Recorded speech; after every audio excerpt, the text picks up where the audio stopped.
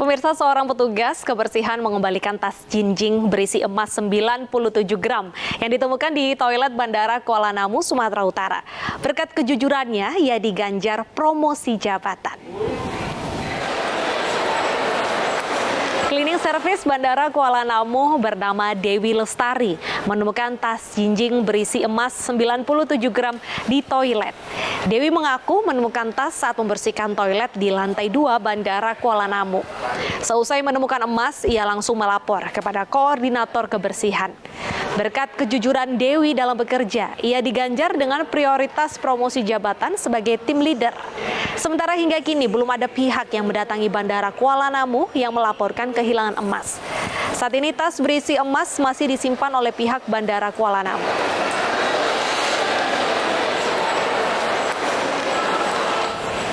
Apresiasi pasti ada ya.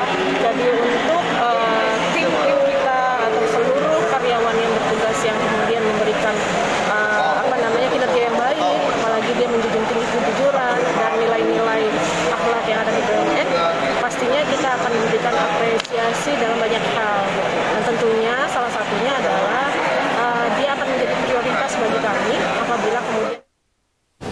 Nah, sikap jujur dari Dewi ini harus dicontoh untuk kita semua pemirsa. Lalu bagaimana sih cerita selengkapnya? Langsung saja kita bergabung dengan rekan Febrina Permata di Bandara Kuala Namu, Deli Serdang, Sumatera Utara. Halo Febrina, gimana sih ceritanya Dewi bisa menemukan tas berisi emas tersebut?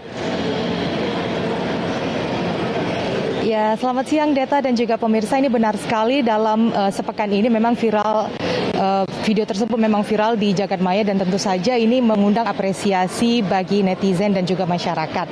Nah, untuk lebih tahu nih bagaimana kronologis kejadian seorang petugas kebersihan bisa menemukan sebuah dompet yang berisi emas sebanyak 97 gram, ini sudah bergabung bersama saya, ini Dewi Lestari yang merupakan orang yang menemukan dompet tersebut.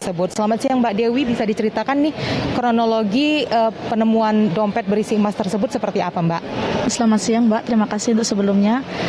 Seperti biasa saya kan petugas kebersihan cleaning service. Di saat itu saya ditugaskan di dalam toilet. Posisi waktu itu agak sedikit ramai. Seperti biasa saya membersihkan toilet selesai digunakan oleh pengguna. Ketika saya akan melakukan pengecekan, di atas tisu itu saya melihat sesuatu yang tertinggal.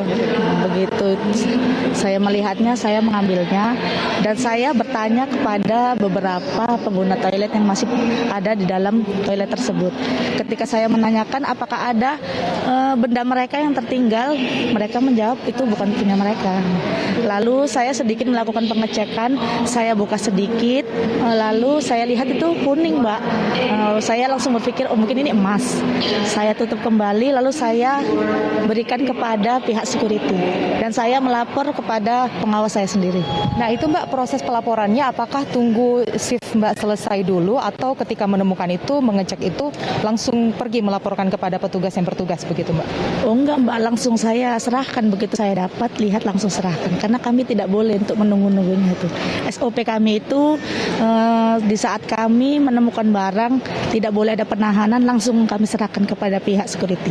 Bisa diceritakan sedikit nggak Mbak, di dalam dompet tersebut perhiasannya dalam bentuk apa dan apakah ada surat-surat identitas begitu dari pemilik dari perhiasan tersebut?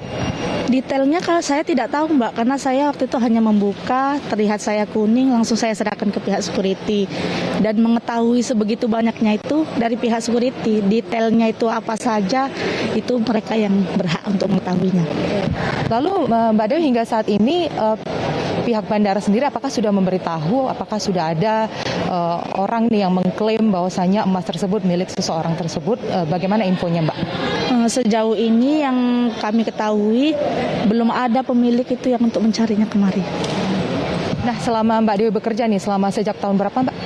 Sejak tahun 2013, tapi saya bergabung dengan PT saya ini dari 2017.